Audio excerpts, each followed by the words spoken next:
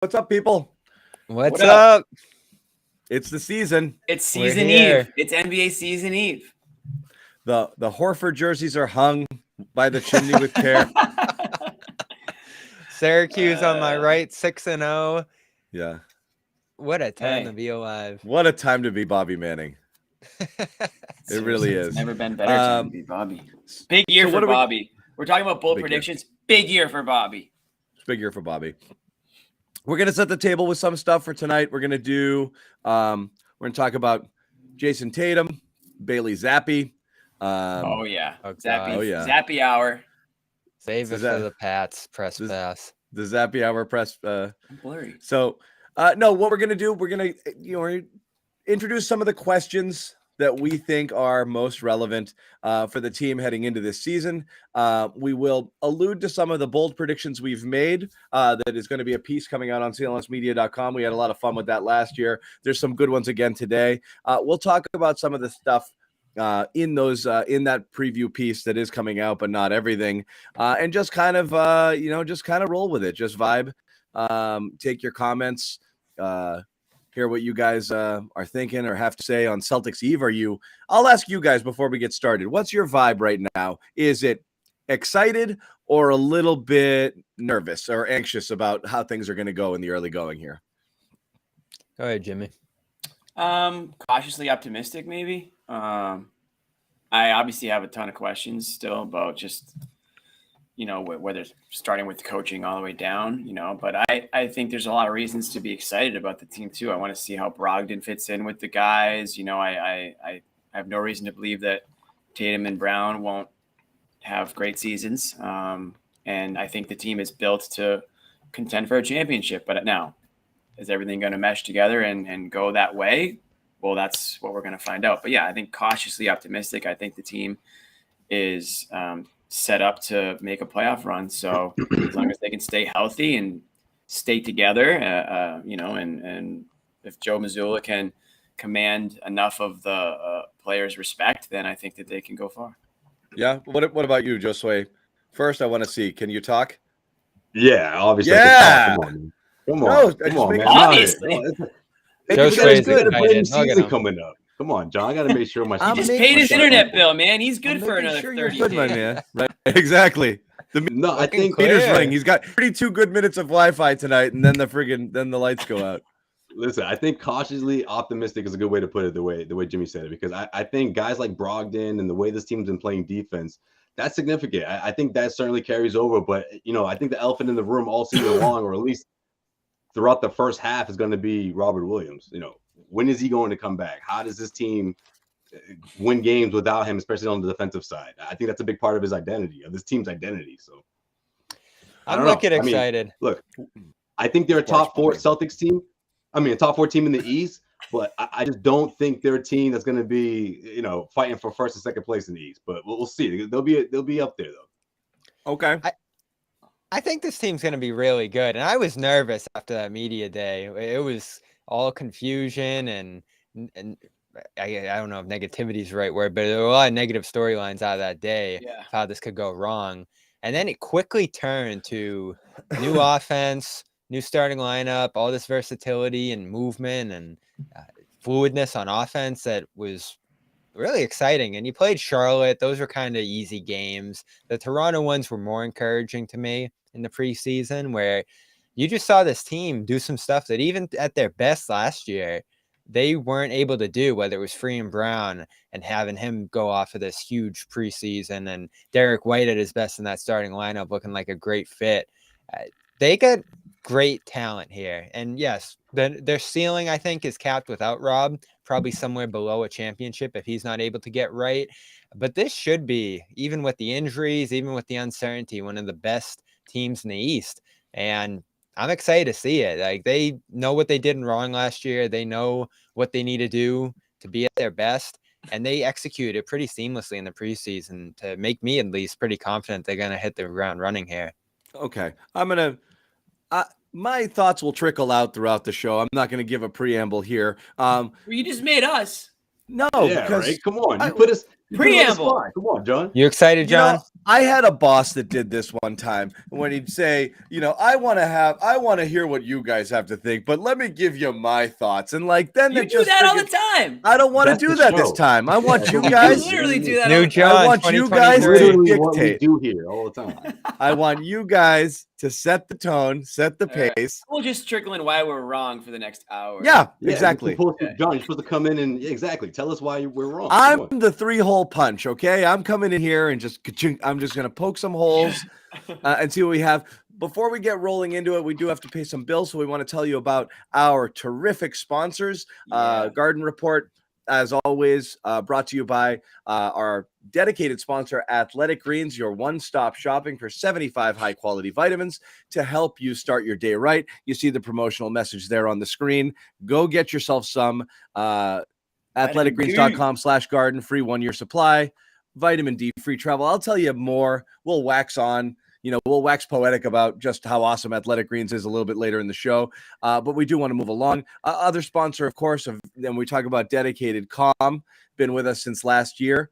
Number one mental wellness app, give you the tools to improve the way you feel. At the Garden Report, we're all about you feeling good about yourself, getting in the right frame of mind, getting your health right.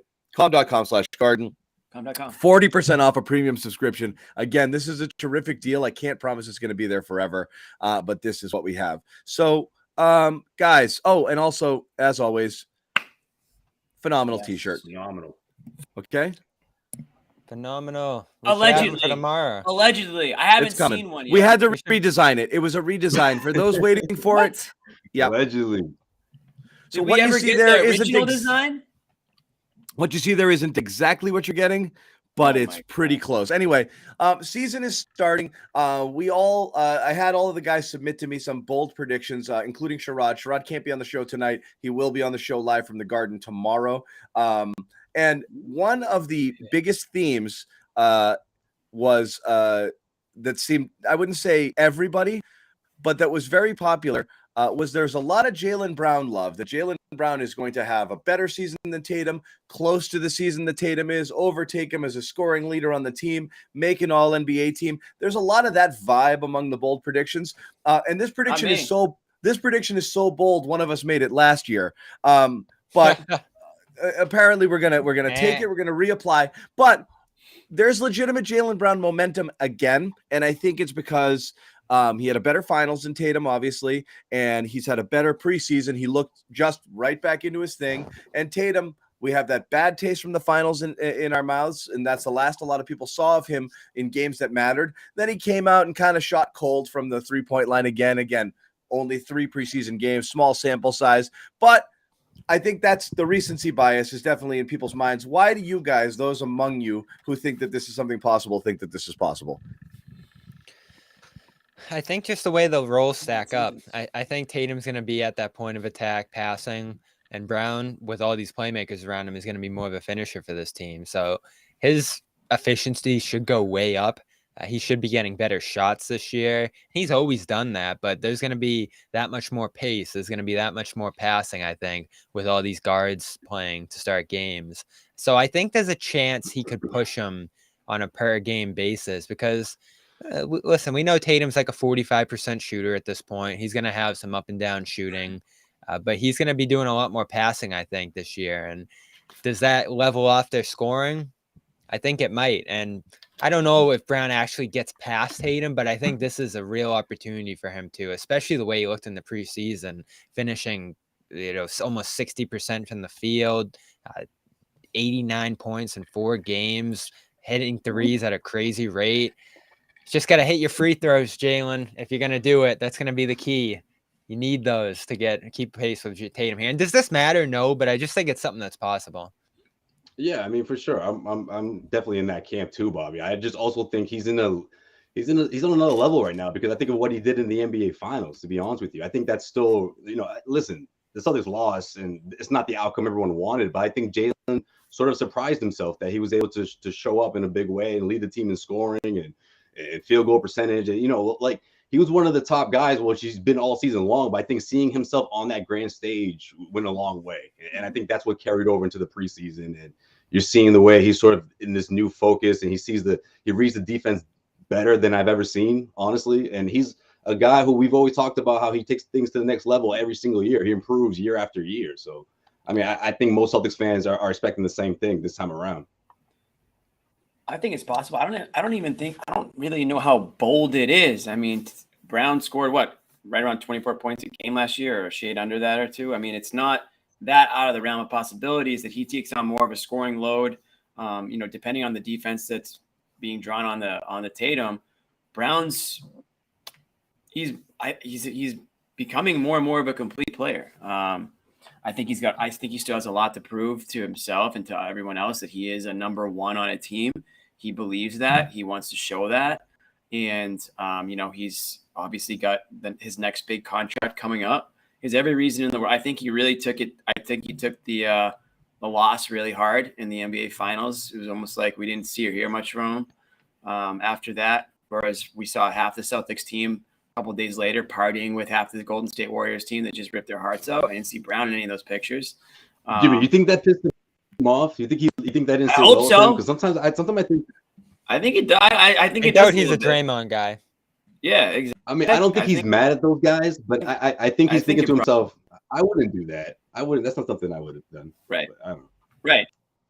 No, yeah. I mean, he's not like he didn't come into camp like about it, but I'm sure he was just kind of like, Exactly. okay. Joe Sway, you talked about and then we saw him the way he was working out. What I talk about? The NBC interview where yeah, that's what I thought you were gonna say. Where Jaylen's like, I want to win. He turns to Jason, goes, "You want to win?" Oh, yeah. And Jason's like, "Yeah." The chemistry. Like, we want to win. The chemistry on that interview was sizzling. Yeah, that was so tough. Loved it. Like, what is? Come on. I'm glad you guys picked up That on was like the too. first Jason- conversation they've had. Jason gets these softballs to hit out of the park, like- and he just kind of bunts them. That Yeah. was But no, hilarious. So, that all that part, to the say, part I where think he looks at Tatum and goes, "I'm gonna need you to speak up more. I'm gonna need you to talk a little more this year." And Tatum's laughing. And he's just like dead serious. Yeah. Well, let me tell. Here's my take. How much of it is you think if Brown does catch him? How much do you think is Brown's ascent versus Tatum's either staying flat or That's a coming good down question. or coming down? Which is it? Because it is a popular thing. Like I said, among you guys who listed it as a bold prediction, I agree with Jimmy. It's not all that bold because I don't think there's all that much separation. But why is that? Do you think people are starting to think Tatum has leveled off and Brown has another level to get to, or what? I think it's just part of his growth, honestly. But I also don't think it's going to overshadow One person's Tatum. growth could be another person's stagnation. That's what I mean. Is like why but if they both grow, you It's about think your that, role too. yeah. Tatum's gonna have to play a lot more on defense. I mean, look, without Rod Williams, I don't think it's gonna weigh him down offensively, but I feel like he's gonna be like Bobby said, set guys up, be a pass, get his assists going, and also put a lot more effort on the defensive end. I don't know. I don't know if that means that Jaylen's gonna definitely score more points than him, or at least average more. But I think they'll be neck and neck, and there's a good chance he'll overlap him. But I don't think it's gonna mean that Tatum loses his touches or that his numbers drop. Here's my thing. I think the more Go ahead, Jimmy. Go. Sorry. No, my last thing I'll say is the more consistent player will end up being the better one at the end of the season. Both these guys still struggle with playing consistently, whether it's in games or whether it's through stretches. I mean, certainly with Brown, we know how hot he can get to start games. I mean, man, if he could even put together 50% of that production in some of those second halves, we're talking about a guy that could average 30 points a game, the way he starts off some of these games. So, and maybe that's something that he's working on. I mean, I don't know how much of it is mental and how much of it is, is just the way he plays out there on the court. But with Tatum, we see him get into these really just like lethargic, lazy sort of playing style sometimes, where it almost looks like he's just checked. He's not engaged in the game. I want to see more of like angry Tatum. I want to see Tatum with the attitude, blowing kisses to the crowd like we saw for stretches in the second half last season. If that's the guy who shows up day one, then yeah, I mean, he still has room to ascend. But as far as, his production on the court, I mean, I think a lot of that, it goes hand in hand. So to John's point, I don't know how much of it's going to be the other guy not really holding it up on his end. I just think both players have the ability to continue to improve as good as they already are. And the one who does it at a more consistent level will be the guy, I think, at the end of the day. My thought on the whole thing is, you guys mentioned, like Josue mentioned, Brown getting overall game is getting better. I don't think so. Meaning, I don't think it's getting worse. What I'm saying is, I think just what's interesting is Tatum's overall game is better, but Brown's a better scorer. I think we've got it backwards in terms of how we view these guys, and I think that's always been a little bit weird. This desperation for having a closer and who gets the ball and the blah blah blah and the clutch moments and my ball, your ball, my ball, your ball. At the end of the day, just Brown creates his offense on his own better than Tatum does. I don't know that this is a question anymore. He really does. He's more efficient. So efficient. He's more efficient. He hits a lot of his open shots. Tatum's shots are often more contested. He doesn't get the same separation that Brown does. Not to say that Tatum's bad or gotten worse. I just think we've all seen it. Tatum finishing at the rim. He's not as good a finisher at the rim right now. His shot isn't as good. But Tatum does everything else better than Brown, even including defense. Right. Brown, on reputation alone, is this 3-and-D sort of wing guy. No way. Tatum is a much better defender, I think, overall, and a better team defender. He's a better passer. He's a better rebounder. What I actually think they'd be at their most effective if you acknowledge that Brown is our scorer, and Tatum, if his scoring stats took a little hit, came down, I think he can increase his production all over the place. I always think the best version of Tatum is the one that embraces being Kawhi Leonard, or like just a legit two-way guy all the time. Take what the game gives you, maybe scores 22, 23 points a game, but the assists come up, the rebounds come up, and everything like that goes on in addition to his defense. I think that's a better version of him than this idea that like Tatum's going to lead the league in scoring and score 31, 32. I don't like that version of Tatum because I think so it mucks up the offense a lot when you're constantly trying to get Tatum involved. I'd rather just let it happen organically and let his game kind of speak for itself. Tatum's shot over other defenders is what's going to get him his points. Whereas Brown, I feel like he just scores in more ways. Like he's definitely more aggressive going to the hoop. Sometimes he can be a little bit too aggressive. But I mean, we've seen at least I've seen him score, I think, in more ways than I see Tatum score. Tatum, it's almost like everyone kind of knows when he's going to shoot the ball, and it doesn't have a lot of creative ways sometimes to do it. And John, we talked about it. If he couldn't shoot over guys, he has trouble getting separation. It's that he uses his length to his advantage. But when I see like Brown in transition or just going to the hoop, when he's that aggressive style, yeah, he can definitely score in a lot of those other ways. And his 3-point shot was falling a lot more too. So. Yeah, this is the only time all season, by the way, we're going to talk about Jaylen Brown. So soak it up, guys. Yeah. Record it, play it after every show. Well, no, I was going to say, when does that happen most of the time, though, Jimmy? When the defense is clicking, right? I feel like Jaylen does a good job of obviously creating Who space. Who thinks this is Brown slander? Anyway, go ahead. Sorry. And anybody. This is the opposite. Doesn't matter what we say. We're checking. Like, a lot of the time, it's coming off of stops, and I feel like it coincides when the defense is really clicking, when they're stringing together stops. That's when Jaylen really shines in the open court. Like, and that's not a knock. That's me trying to say that he can't produce when it's in a half court set. But I just think the two go hand in hand. That you have Jason to do that, and combine when the defense is clicking. That's when you see Jaylen really shine, in my opinion, especially throughout these preseason games. When the defense is really putting together stops. That's when Jaylen takes advantage. That's when he really starts attacking. And of course, those open shots are there for him too. The way this team's been playing offense, which I think Malcolm Brogdon has a lot to do with, as well. Yeah, and we talk about what this team looks like at their best. That ball's flying around. It's more equal opportunity. Guys are setting each other up. The worst case for either of these guys is trying to attack head on and do too much with the ball, over dribble. That was what led to this team being a nightmare for a year and a half. So everybody being more pass first, I think, is going to be helpful, especially when it comes to Jaylen receiving those passes and finishing from easy points on the floor, whether it's open threes, whether it's around the basket. Tatum too. One thing I loved about Tatum was getting ahead. Like, he's got some more pace to his game at this point than we've ever seen from him before. Like, he is beating guys down the floor, backing down smaller guys and finishing. And so, I know it's just preseason, but something was so refreshing about the way they were playing, John, wasn't it? No, it's the pace. And that's the thing is I want to kind of transition off of this because this will be a conversation from now until the end of time. It is interesting because a lot of Jaylen Brown's comments during the year, in the preseason, again, he just leaks out these little teeny nuggets about, and he had an interview and he's like, I could score 30 if I wanted, but that's not what's required on this team. There's this thing of like, I know I'm that guy, but this team won't let me be that That'll guy. kill them if that's And their mindset. that always kind of, that whole like, is he that way? Is he all about this? Does he want that upper echelon? Because if I'm Jaylen Brown and I feel deep down, this is normal. If I feel deep down, I'm every bit as good as this guy, but for some reason he's been anointed and everyone just assumes he's 1 and I'm 1A. And I honestly think we're on equal footing, if not me being better, whether he's right or not.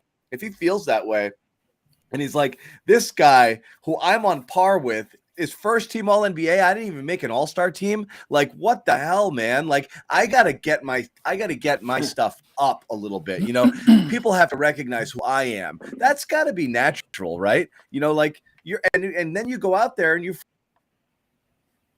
friggin' score there, right? Right. Yeah, I mean, we lost you, Joseph. I mean, John, we lost you for a second. Oh, you lost me or I think Josue? that's the kind of energy he's bringing in right now, because of that. Sorry.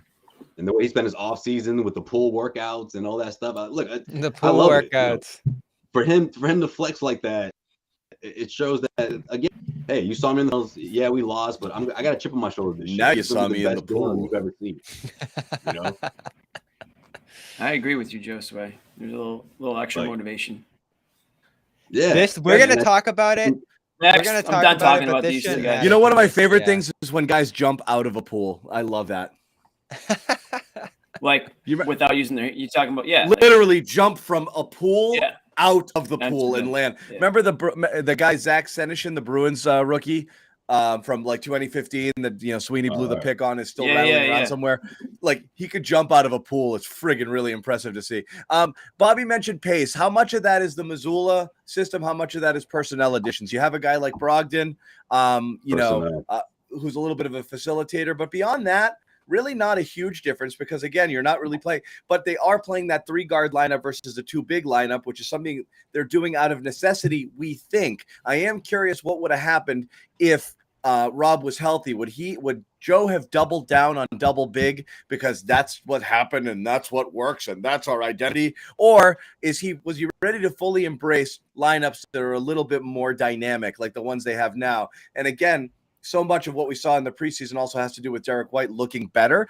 Because if Derek White was a total lump shooting 22% from 3, pace doesn't matter if you're swinging to open guys and they're bricking shots. He's hitting them. The offense was like super high octane. How much credit are you giving? Again, we're talking about just a few preseason games, but with the new look, because another popular prediction we've had, bold prediction, is talking about how the offense is going to fare this year. And it's one of mine as well. I think this team could potentially be known more for its offense than defense this year, which is weird to think, which is weird to consider, looking back to last year.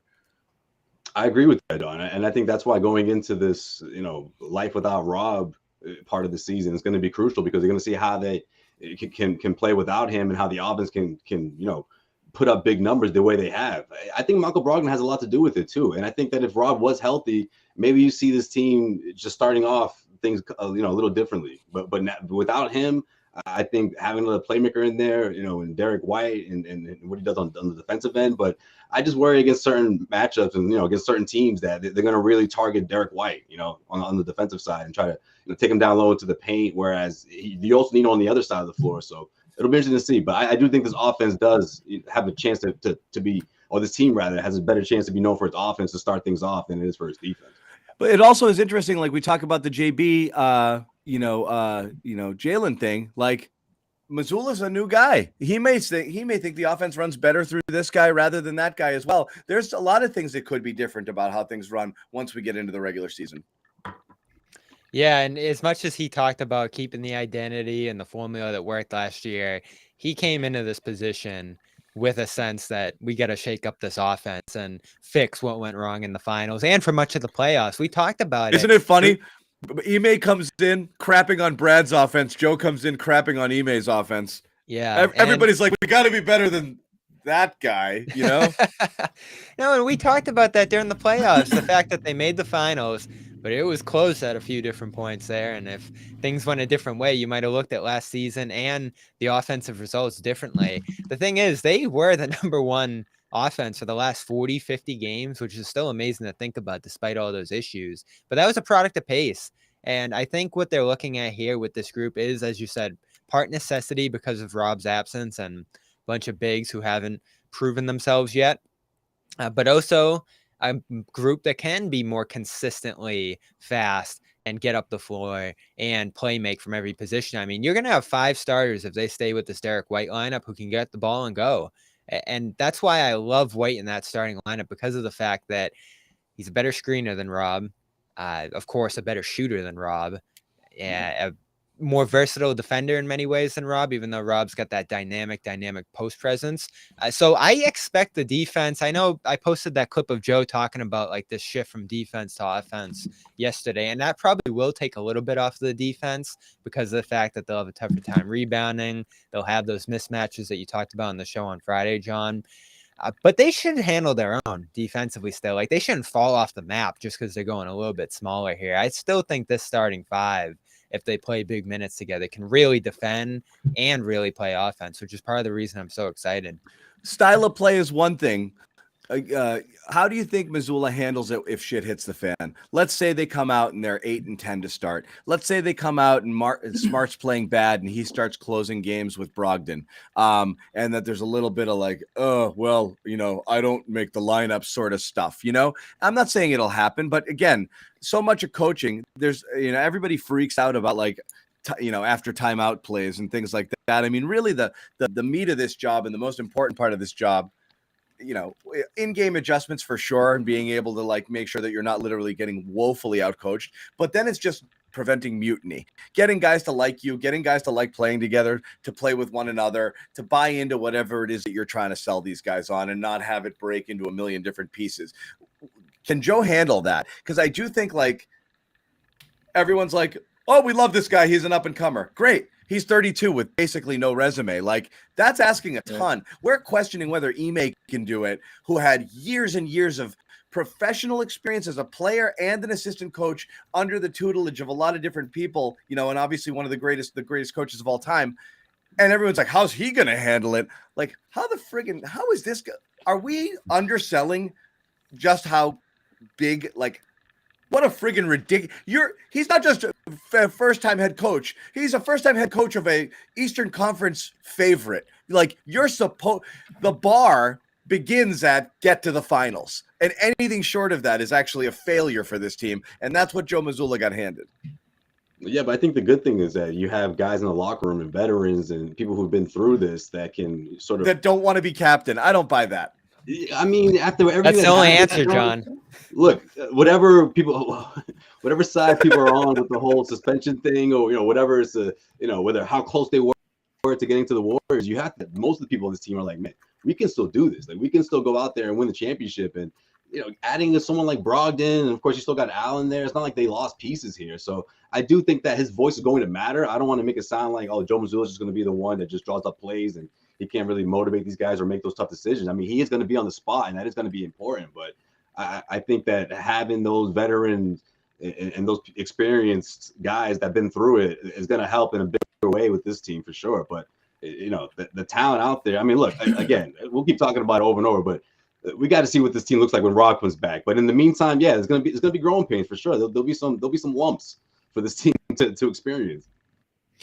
I'm a little torn on this. I mean, it's impossible to say, first of all, but I'll say this. I thought Brad Stevens was very good at getting a lot out of players that you didn't know you could get things out of. I thought once he got the talent, he struggled to get – I think somebody said it to me. He was a floor raiser, but he wasn't a ceiling raiser. That was like Brad Stevens, right? He took some underwhelming teams and he made them fun and he made them good a lot quicker than people thought they could. I'm not sure who Joe Mazzulla is yet, but I know this. It's a lot different coaching NBA players than it is coaching college players, coaching, obviously, high school players, because now you're dealing with superstars, you're dealing with, celebrities in some cases, right? I mean, you're dealing with egos. So there's a lot of things that as a player, you kind of need to check at the door if you want to play as a team. Now, Ime was able to break down like some of those walls and get these guys to play the style that he thought was going to be winning basketball. It took months for it to happen. So are these players coming into the season? Is Joe Mazzulla going to be forced to do the same stuff that Ime had to do to sort of drill into these guys? Or is Mazzulla already being on the staff. That, how much does that play a part in his sort of having a head start on what he knows he has to do to get certain players going, or knowing what Ime had to do and say to get them to play a certain way or believe a certain thing. So I think he does have a little bit of a head start there. He's not coming in as just this wide-eyed coach that has no idea who these players are in terms of like where they are in the team. There's some familiarity there. And like Josue said, having a guy like Brogdon, having a guy like Al Horford, these guys are professionals. They don't need to be checked on to make sure that they're, doing the right things off the court or making sure that they have the right mentality going onto the court. So I think there's some of that. You've got Marcus Smart, another guy that you don't have to worry about in terms of like, is this guy giving it, what he needs to be giving it out there. And then you've got Tatum and Brown, and the team's going to run as good as they run. And if you can get those guys to believe in each other, then yeah, I think Mazzulla can do it. I don't think Mazzulla is going to win Coach of the Year, but I don't think he's in a situation where he's going to be this detriment to the team. I think they're talented enough where as long as they take care of themselves, they should be able to win enough games to contend. But like, for sure, I mean, if you do all of the things that like a functional coach should do, it makes sense. I more mean like, what happens when you're like, yeah, like I can fly the rocket in the simulation, but then you shoot me into space and something goes wrong. Like, what am I doing up here? Like it's a different ballgame. We're not going to judge. That's what I mean. Is like ejection the other night. Again, I don't think he cared that deep. I mean, it's a preseason game, but it did strike me that he's just standing there like, should I go to Jason and get him off the court or let him figure it out? Let Grant handle this? True. Like, there's some of that. What am I doing here? And that takes a while to figure out, like, what's my coaching personality vis-a-vis these guys, some of whom I'm not a ton older than. And I got to impose my will here and make them believe me. But I want to be their buddy because I was last year as an assistant and X, Y, and Z. It's a tough dynamic.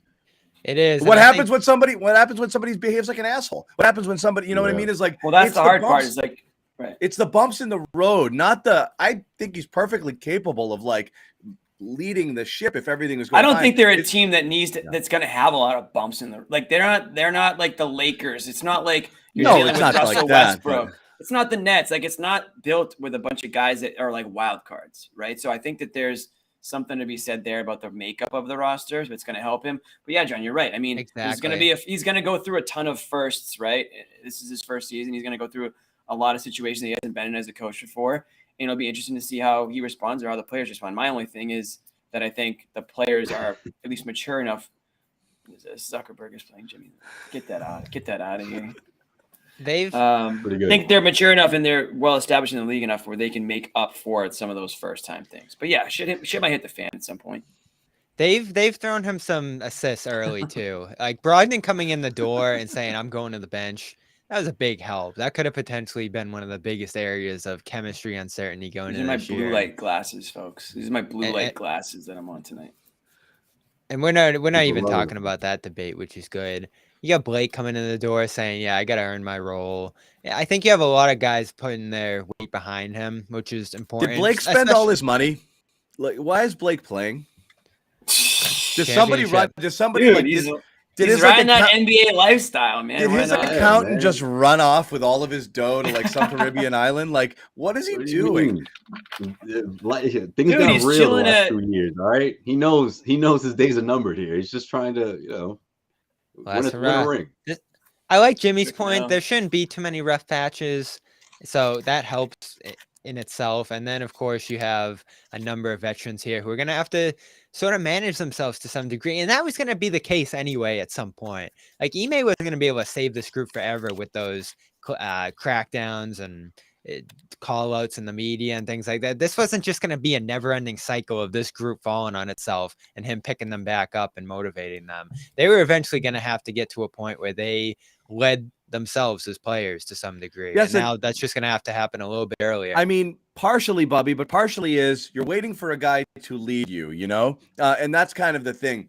Use the Patriots as an example. You bring in like a Matt Patricia and you're told he's the guy calling the plays. And then you're like falling over yourself. Nothing is working. You're trying a new offense. It's a mess. And you're like, you do know what you're doing, right? The person has to show you that their way works first. And like with Ime, eventually he showed them that it worked. If they struggle to get results and there's any sort of issues there, it is a tough thing to ask from a coach. Nobody here is predicting he's going to fail. I just think we're underselling how ridiculously challenging this task is for someone. Well, I saw a little moment. It's like we're just going past it. It's like, oh, they'll be fine. They said he's good. Brad said he was a good basketball mind. He'll be fine. He might be, but it's that'll be the easy part. Really big ask. It's really challenging. The Well, I'm basketball sure will be the easy everyone's part. thinking about late game execution. I mean, that's the part that, I mean, last year they were all right in, right? They had to really get that good lead going into the second, the 2-minute mark for most wins, especially throughout that impressive stretch of games. So yeah, I mean, that's the part that I'm thinking about. And like you said, if he thinks that there needs to be a change in the lineup, how does he go about that? Does he do it gradually? Does he call guys out after games? Yeah, I mean all that. Like if he believed right now the team was, I'll ask you, Josue, if he believed right now the team was better with Brogdon as point guard, that's his assessment, or he believes it 5 games in, is he making that switch? Or is he like, I'm going to lose the locker room? I don't have that kind of cachet, Yeah, that's the balance he's striking, right? Would be like I think that's an unfair sample size. Look, and again, to use a Patriots analogy, because we were talking about this with the Zappy, Zappy Mac thing again. The story on, the Patriots when they put Brady in for Bledsoe was that the whole time Belichick came in and he's like, I want Brady. And that's a story told after the fact. He wanted Brady all along. The injury to Bledsoe gave him a reason. But deep down, he wanted to make the switch. He didn't have the guts to do it then. That's Bill friggin' Belichick, who, again, had head coaching experience, was an NFL lifer, had won Super Bowls as a coordinator, didn't feel that he had enough cachet there with the Patriots to make that switch because Bledsoe was the darling of New England and had just signed a brand new contract. And he's like, I don't know if I can do this, He was nervous. Like, well, how nervous would you be as Mazzulla to start messing with things? To say to JT at the end of the big mess. Say to JT at the end. What I mean, though. JT at the end of the game.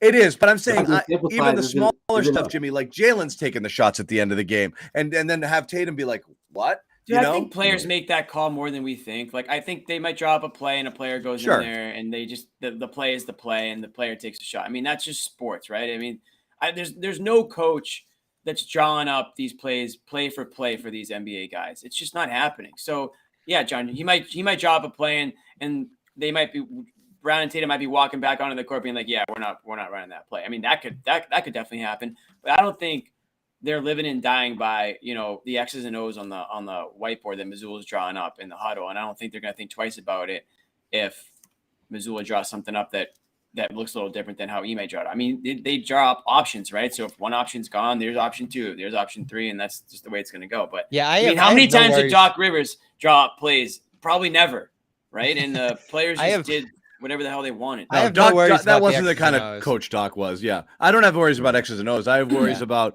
does he have the guts to pull off difficult, And that was a worry decisions. last year, John. Like, we talked about the captain stuff and smart late in games and Tatum and Brown, that dynamic and the complaining. And there were challenges Ime faced too, but they still made the finals in spite of it because of the talent. And that's ultimately, like Jimmy said, I think, to start this is what's in Mazzulla's corner here, what really gives him a strong advantage. And that's why I actually, John Hollinger said this first, but I actually think it's a pretty good point, is that he's not going to get the criticism, I think, if things go poorly, because I think people are going to look at these players and say, like, you guys got to handle this. This guy's in a tough spot.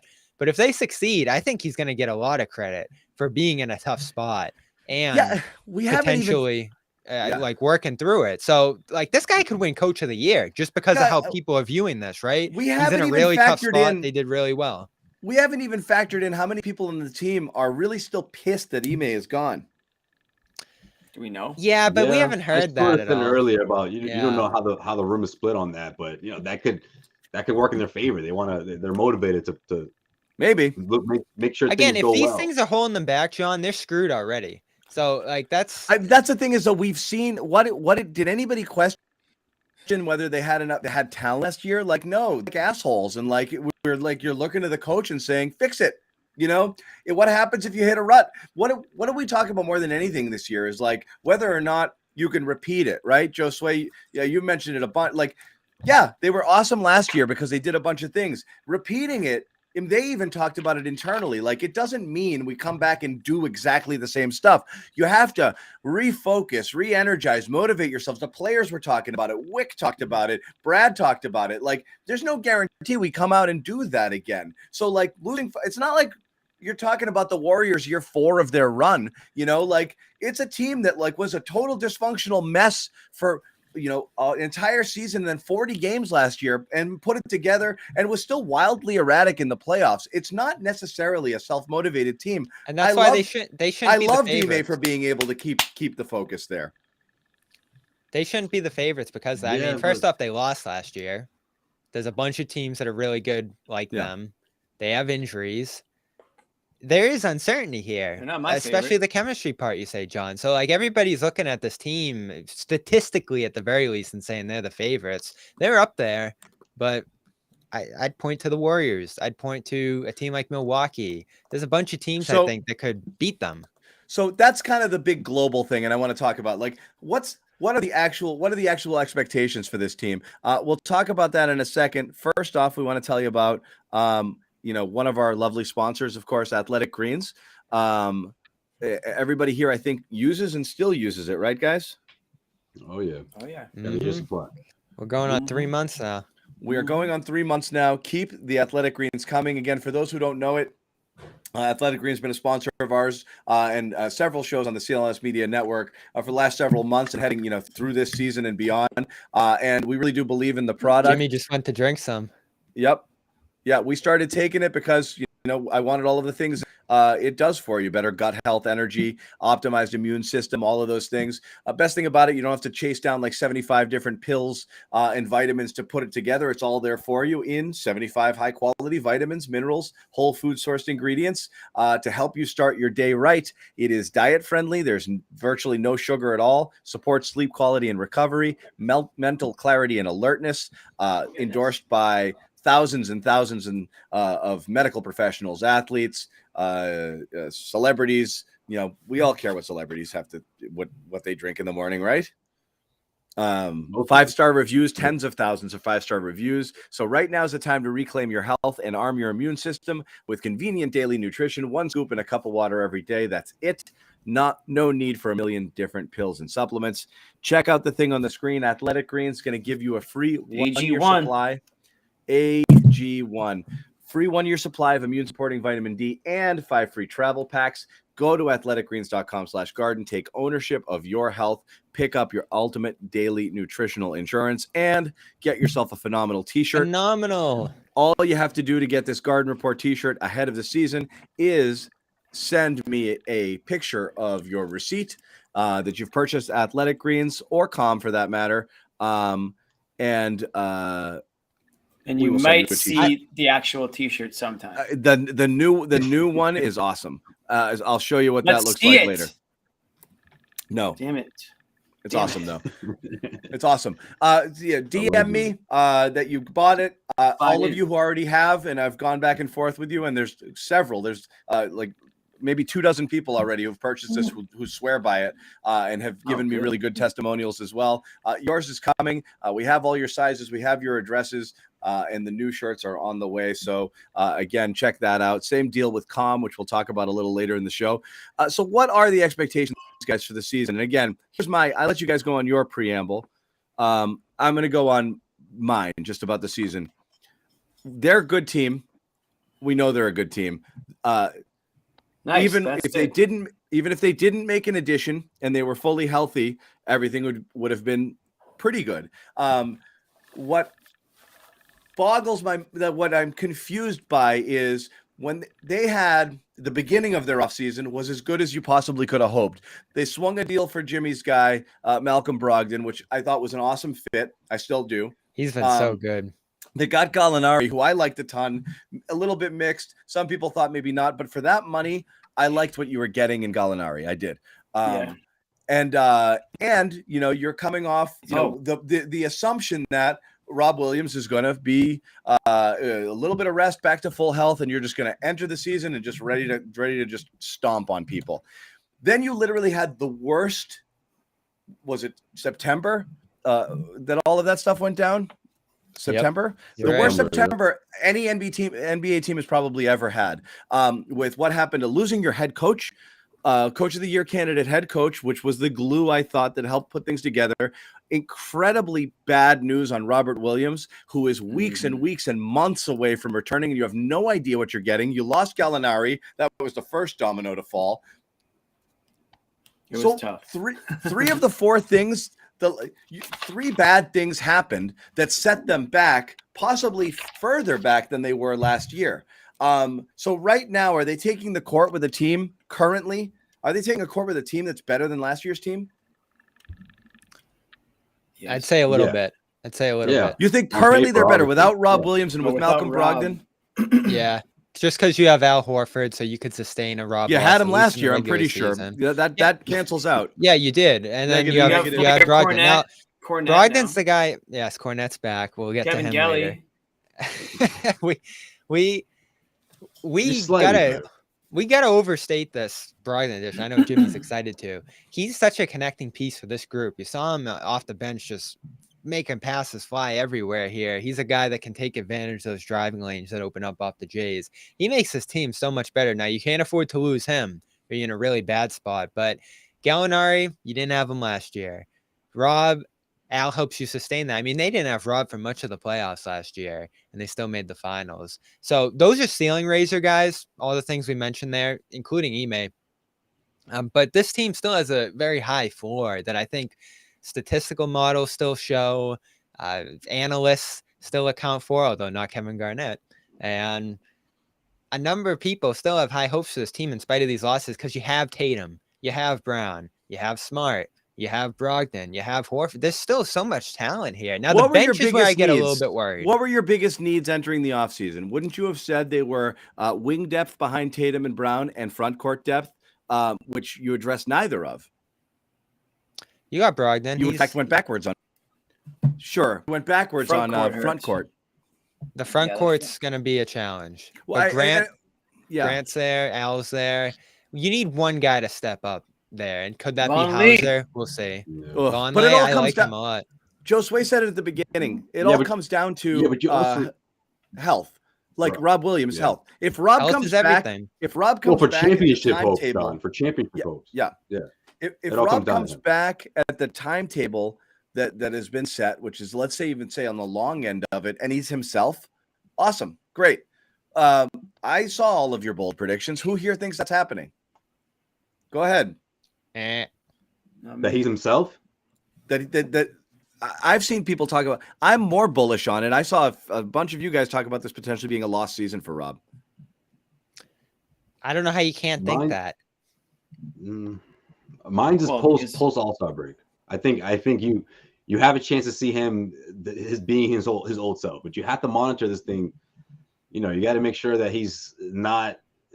I don't know. I don't know how to explain this, but because it took Rob so long to ramp up last season, I'm thinking this one's going to take even longer because the Celtics are going to keep a close eye on this. They know how long it takes to make that deep playoff run. They know what happened last year, and I think when you have your eyes set on the NBA Finals like that, which is in June, you're not going to rush to get him out there in January, or you're going to make sure that he's 100%.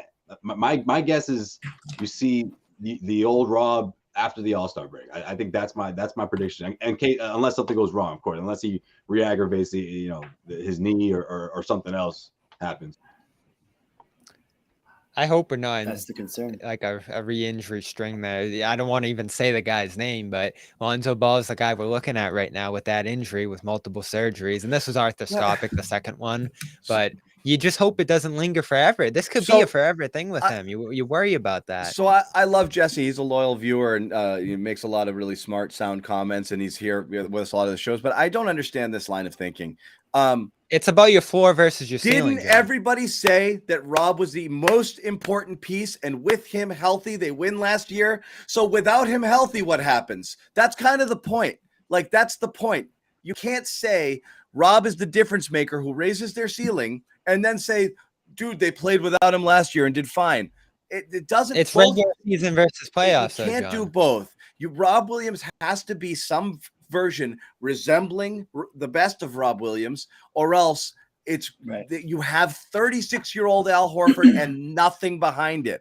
There's no way you can just gloss over that and be like, it's going to be fine. It might be okay. You might be able to keep things together for periods of time during You the have to regular get season. lucky too. It's going to kill you if that happens. If Rob doesn't come back, that kills you. So he has to come back to some version of himself, which I guess theoretically he should. But that's the thing is, and again, talking to you guys and talking to other people, there's definitely concern that like this is the one that tipped a lot of people over the edge. Like, I don't know if we're going to be, I don't know if this guy's this, I don't know what's going to happen with this guy, you know? Right. Yeah. Well, that's Like this injury depressed the people, crap out of me. Yeah. Oh, I didn't understand why Celtics fans were so upset or so mad at KG for not putting the Celtics in his top 4. I mean, people are going to do that. People don't. This is legitimate concern. People going into this season thinking that the Celtics that could have been their Cinderella story last year. I mean, I'm sure people thinking that. The East is tight.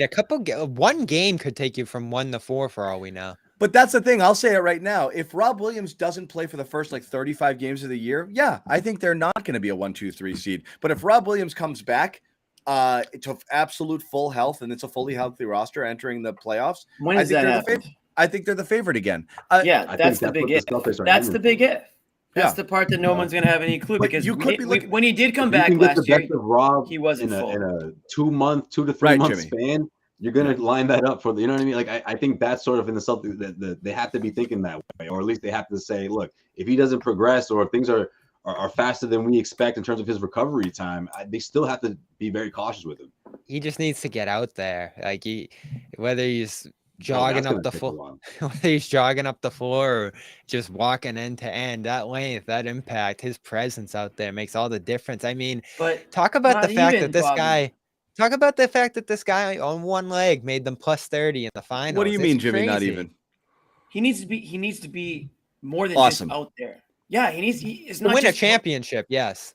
I mean, what else are we doing here? You made it to Game 6 of the finals. Anything short of what Bobby means is, they're not aiming at winning they're not grabbing the 1 seed. I don't think that's what's most important. But anything short of a championship has to be viewed as a disappointment for this team, right? Or at least getting to the finals. Yeah, but there's a long way until the playoffs. So you could, if he missed the whole, like, remember we used to say with Gronk, he could miss the whole regular season as long as he's right for the playoffs. That's how you look at this with Rob, and that's why it's different. That's why I call it a lost regular season. Like, if it takes him the whole year to get back to that point, it's fine, I think. Even if you're the 3 seed versus the 1 seed. Was that how you felt about Ben Simmons returning in the playoffs last year? Because I feel it was different. But he never came back. I'm saying I feel like your stance was Ben Simmons hasn't played in a while. What's he going to be? He's going to be garbage when he returns. He might not be able to play again. It's been 15 months.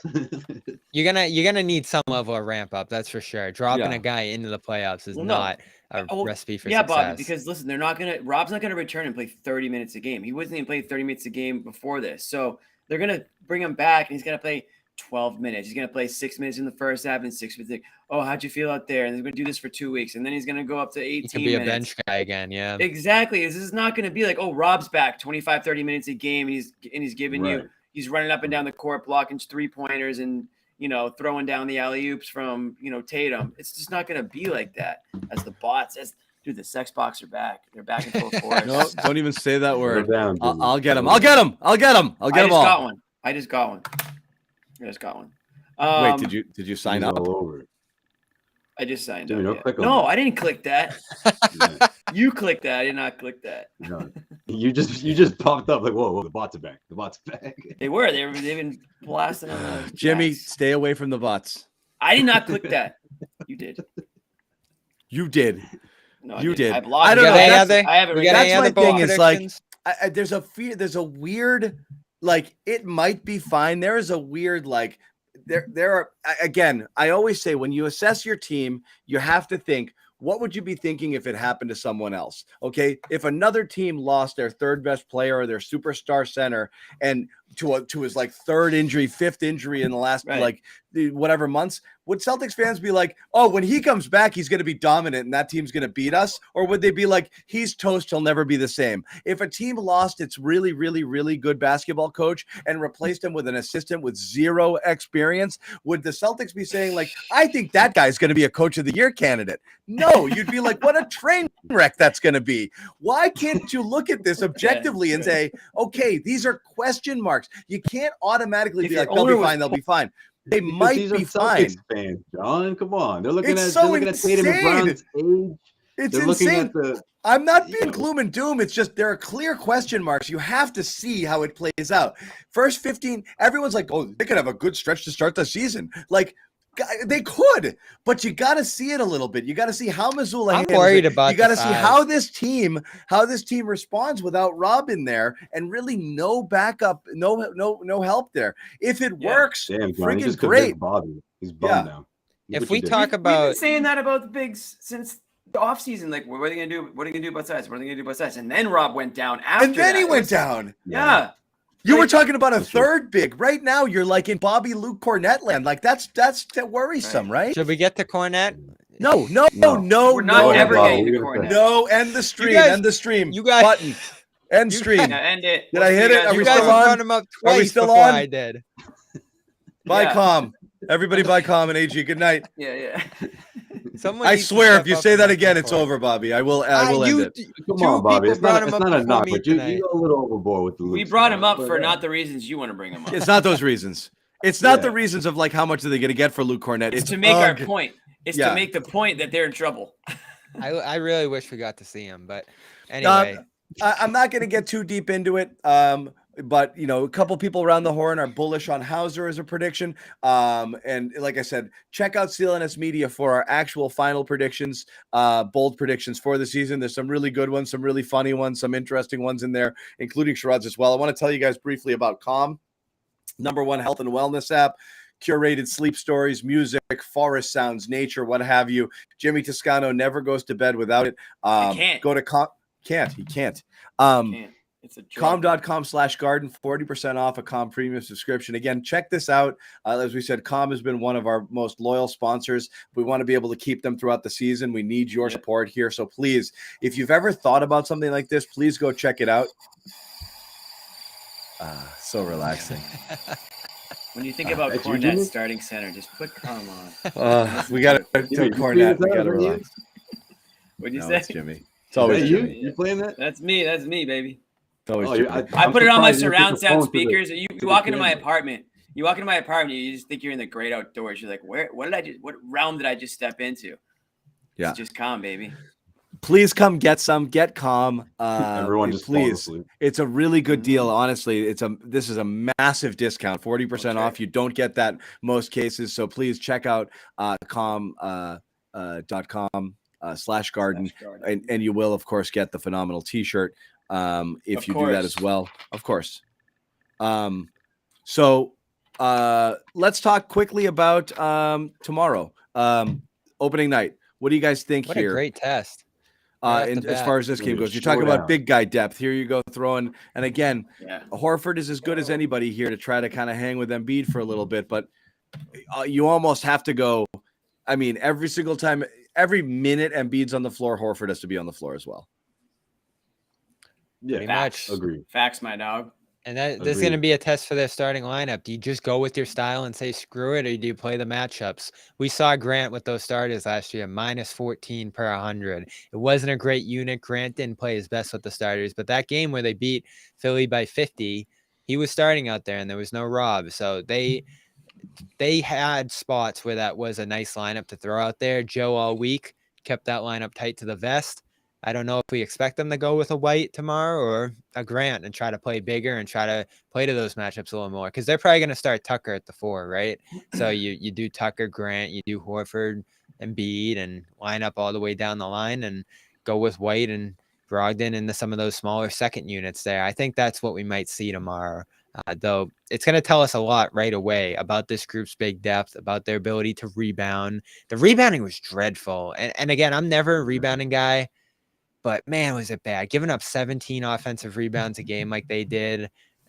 Sometimes balls falling right out of their forwards' hands when they were getting in on those boards. And Hauser and Grant, those kind of lineups especially, really struggled to get on the glass. So they're going to have to get better 1 through 4 of really just attacking the glass and getting rebounding, because that's the only way they're going to get it done in these lineups.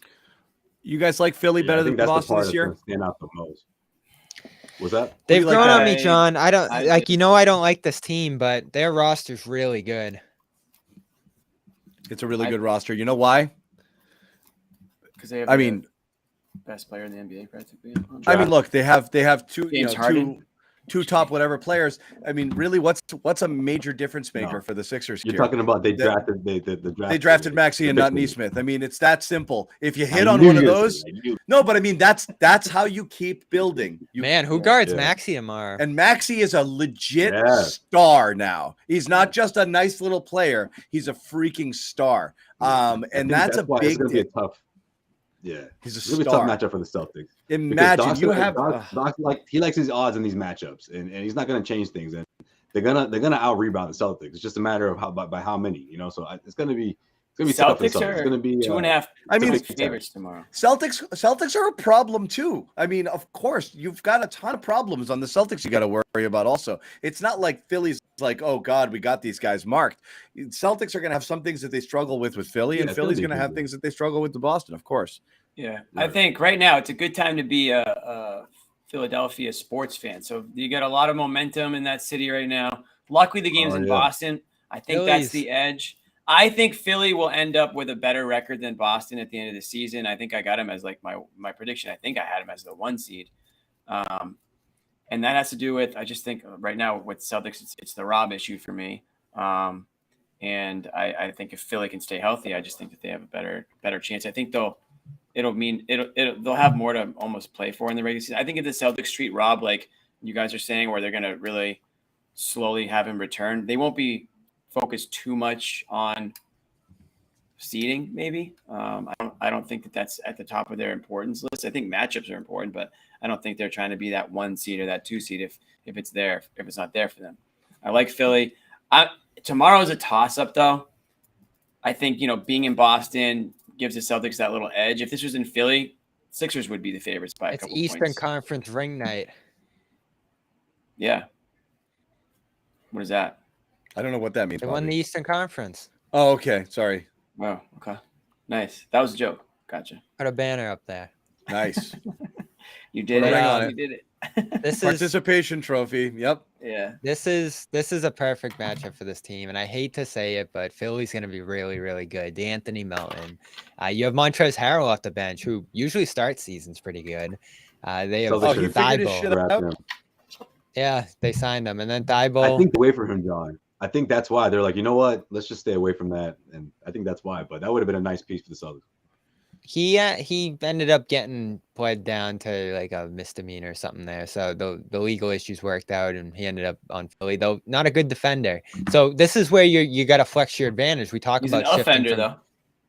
Yeah, He's allegedly. a rebounder, man. That's what the Celtics need. You go Oh, you I go see from what a you did there. defensive mindset to an offensive mindset. Blow this defense out. Pull Embiid out of the post with shooters. Go smaller and run them up the floor. Yeah. Force That's what I guys always to- like. I always prefer to play to your strength rather than just kind of sit there and just like try to combat the other team. Like Embiid's tall, Cornette's tall. Let's throw him out there and see if that'll work. yeah. Like, Don't you do think that. you talk about flipping to the other side? Don't don't you do think that. if we're Philly right now, if we're talking about the 76ers on a podcast, we're probably saying, oh, they're gonna be tough to guard in the perimeter. Like you can throw Thibault at Tatum, but who's guarding Brown? Tatum and Brown are problems. You're gonna put Maxey or Harden on one of those guys. It's a disaster.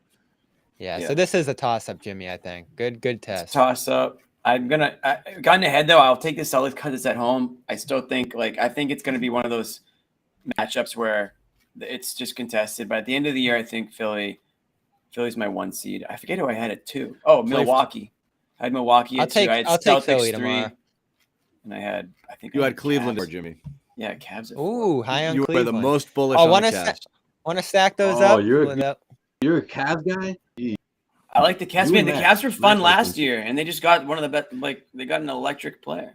Check out CLNS Media Mitchell. for all of our final predictions. Again, bold predictions and where we think. We're not going to give it all away here, but where we think this season is going and where it's going to end up for the Celtics. Joe Sway, Bobby, Jimmy, and Sherrod all contributed their predictions for the These season. are usually pretty laughable by the end of the year. Yeah, They are. What about the We're Nets? not- Let's mention the Nets. Dudley mentioned the Nets, and I wanted to mention them. Where are we at? No, Where last are year we was at with the great for me, Nets? though. Did I abstain from the Nets? Romeo got I'll just traded. stay out of No. this conversation. Oh, you have to. We need I had a couple. anything. I think they're going to be We out want of your- it. Jets. I think that thing's gonna crash and In what burn way? early. You think they won't even make Wow. the playoffs? I think it's one or the You other, think right? trades- They're gonna trades go boom. down? They're gonna boom and be great, or they're gonna fall out there and Durant's out of there, or they're firing Nash, or there's just discontent that completely sticks them in the middle. Although if we're just saying they play out the season and everything's even, I do find it interesting that 538 has them at 45 wins, like dead middle, just floating along around the Clippers and Pelicans and Hornets and some of these teams. Mhm. That defense is a real problem there, and I don't think Ben Simmons alone solves it. I think And they don't have real, a big. yeah, they have real shooting and They don't have flexibility issues on serviceable offense. bigs. They've got Nick Claxton. They've got Yeah. problems. Their guards are still small. You really think that Durant, Kyrie, and those guys are just going to go through a mediocre season? Like something's going to. We just watched them do it. I flipped on. No, I flipped on them. We didn't watch them do it. The half of the time. They didn't have We any of didn't these see guys. I think fair they're middle enough. of the pack. I flipped on them a lot. Like I thought, like to me, it was always the Simmons wild card. Like if he can return to close to the level of what he was, when we watched him in the preseason, not only was he like the same guy in terms of the fact that like he didn't spend a second of the last like 23 months of not playing basketball or whatever it was trying to improve any aspect of his game. He actually didn't look nearly as dynamic or athletic as he did last time I saw him too. He just looked blah. He just looked like a guy. And again, it's early in the preseason. He could ramp up. He could get things back. He's obviously still young, but he just looked like whatever, just not an impact player. So I don't know that you can kind of stack him in that upper echelon of like a big three along with those other two guys. And then Kyrie is, I think everyone's going to leave Kyrie before this That's is to over. prove you wrong, John. Yeah, I know. I think What'd you Kyrie's say? going to be on an island very soon. Yeah, I don't think anybody wants to Literally be and there. I figuratively. think they're all faking it and going through the motions with What him. a Do you disaster. guys how Blake feels? Blake definitely feels that way. He's happy. I think a lot of people do. Stay I think- together. Just keep them Yeah. together for as long as you can, though, because we want the intrigue of those games. Those are always I- fun. There's always a lot of tension there between the two. I think Durant has some sympathy for it. Like he views Kyrie as like that friend you have from home that everybody thinks is an asshole, but like you've known him and you're like, he's not that bad, guys. Yeah. That's where Durant is with Kyrie. But he's like, I know he's bad. He's like, but you just got to kind of learn to deal with it, sort of thing. I think that's it. He's also necessary for their team to go anywhere right now. So you kind of have to tiptoe around. You got to walk on eggshells around him, Yeah. We're going to wrap it up, guys. We've been going up for over an hour, but we're back tomorrow with a full slate, obviously, with all of our coverage. So you got to make sure that you check it out at the Garden. We'll have a multitude of people down there checking out the game and reporting on it after. We'll all be back on the show. Looking forward to it. And we're off and running with the season. That's it. This is I'm not going to say the first, but I mean, we're looking at least 82 Garden reports about the regular season, in addition to whenever there's breaking news or other news and some other off days in between, plus playoffs. So you're stuck with us about 120 dates, I would say, over the next 6 months. So settle in. It's happening. Thank you guys for hanging out. Dudley, Kess, all of you dudes out there who are regulars. Luis. Names. Yep. A million familiar names.